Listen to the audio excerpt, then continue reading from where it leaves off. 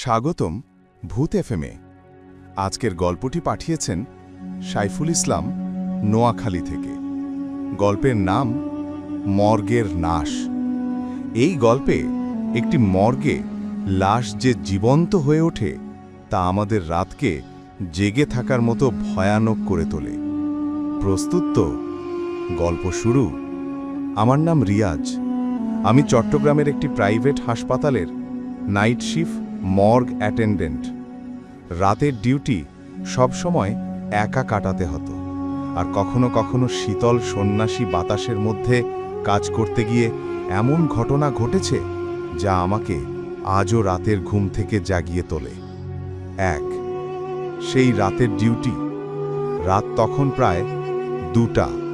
শহরের বৃষ্টি থেমে গেছে, কিন্তু বাতাস এখনো শীতল। আমার ডিউটি শুরু হয়েছে। নতুন লাশ। এক যুবক দুর্ঘটনায় মারা গেছে। পরিবারের কেউ হাসপাতালে আসেনি। মর্গের দরজা খোলার সাথে সাথে একটি শীতল নীরব বাতাস প্রবেশ করে। লাশের শরীরটা সুন্দরভাবে ড্রেস করা, কিন্তু চোখ বন্ধ না। আমি ভেবেছিলাম এটি সম্ভবত মৃতের মাংসপেশির স্বাভাবিক সংকোচন, কিন্তু ভুল ছিল। 2 অদ্ভুত ছায়া। মর্গে ঢোকার পর লাশের পাশে কাজ করতে গিয়ে লক্ষ্য করলাম একটি ছায়া অদ্ভুতভাবে নড়ছে, যেন লাশের ওপর কিছু বসে আছে। আমি চমকে উঠলাম। দেখে বুঝতে পারলাম না ছায়া কি লাশের নাকি বাতাসের খেলার ফল। শরীরের তাপমাত্রা হঠাৎ কমে গেল। 2 হাতটা কাঁপছে। হঠাৎ লাশের চোখের সাদা অংশ অল্প খুলে গেল। আমি কাঁপতে কাঁপতে বললাম, না, এটা সম্ভব না। কিন্তু চোখগুলো এখন আমাকে সরাসরি দেখছে। 3 প্রথম শব্দ। মর্গের মধ্যে নীরবতা। হঠাৎ একটা হালকা ফিসফিস শব্দ। আমি কাঁপতে কাঁপতে কান মুখের কাছে নিয়ে গেলাম। আহ আহ, বাঁচাও। এক মুহূর্তে ভয় আমাকে জমে দিল। আমি পিছনে ঝুঁকলাম, কিন্তু লাশের শরীর অবাকভাবে কাঁপছে। হঠাৎ এক হাত ধীরে ধীরে ওপরে উঠল। স্ট্রেচারের চেন শব্দ করল, টক টক টক। আমি চিৎকার করতে চাইলাম, কিন্তু গলা আটকে গেছে। 4 লাশ জীবিত। আমি আর তাকিয়ে থাকতে পারিনি। ভিড়ে দেখি লাশটি আসলে বসার চেষ্টা করছে। মাথা কাঁপছে, চোখ থেকে অদ্ভুত রক্তের ফোঁটা পড়ে নিচে। আমি হাঁটতে হাঁটতে পাশে আসি। লাশটি আমাকে ধীরে ধীরে ঘুরে দেখছে। তুমি কে?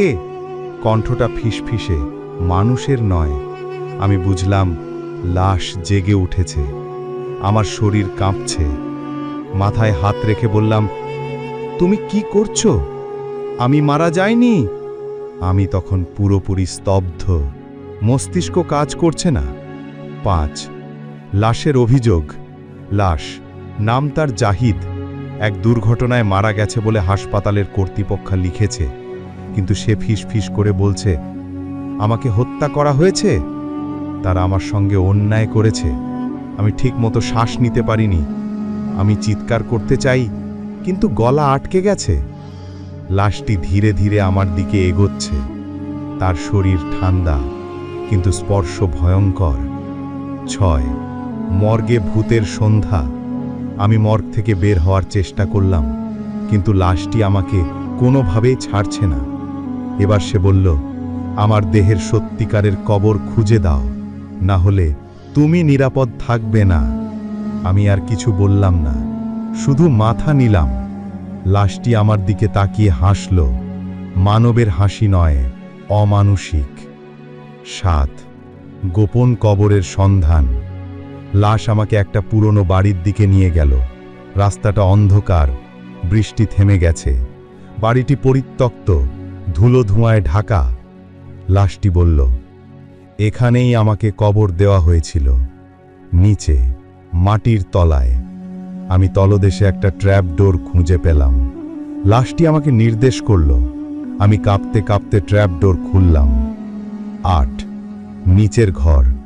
নিচে নামার সঙ্গে সঙ্গে আমি পচা গন্ধে ভরে যাই, পুরনো লাশের গন্ধ, রক্তের দাগ, দেওয়ালে লেখা, আমাকে মুক্তি দাও, আর কেউ মরবে না।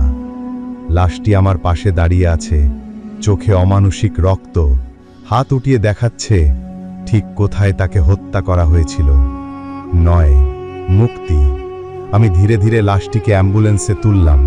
তার চোখ বন্ধ, শরীর যেন মৃত, কিন্তু আমি জানি সে এখনো আমার পাশে আছে। আমি নদীর ধারে গিয়ে লাশটিকে কবর দিলাম। ভোরের সূর্য উঠে এসেছে, লাশের চোখ আর খোলেনি, শান্ত। আমি কাঁদতে কাঁদতে মাটি ঢেকে দিলাম। শেষবার সে চোখ খুলল। ধন্যবাদ।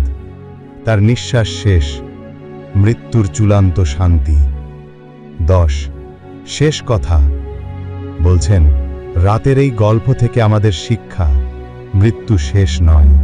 যদি কেউ অন্যায়ের শিকার হয়, সে হয়তো ফিরে আসবে, আপনার ঘুম, আপনার রাত এবং আপনার পেছনের ছায়াও।